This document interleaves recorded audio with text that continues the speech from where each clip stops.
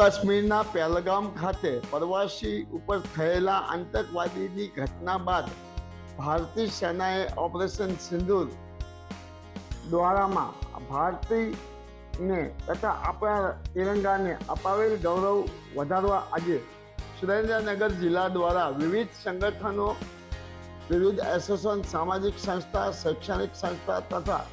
NGO તથા નિવૃત્ત army man તિરંગા યાત્રા યોજવામાં આવી। આ તકે સુરેન્દ્રનગર જિલ્લાના યશસ્વી અધ્યક્ષ હિતેન્દ્રસિંહ ચૌહાણ, પ્રદેશ ઉપાધ્યક્ષ શ્રીમતી વર્ષાબેન દોશી, ગુજરાત સરકારના નાયબ મુખ્ય દંડક અને વઢવાણ વિધાનસભાના ધારાસભ્ય જગદીશભાઈ મકવાણા, લીંબડી વિધાનસભાના ધારાસભ્ય કિરીટસિંહ રાણા, ધાંગધ્રા વિધાનસભાના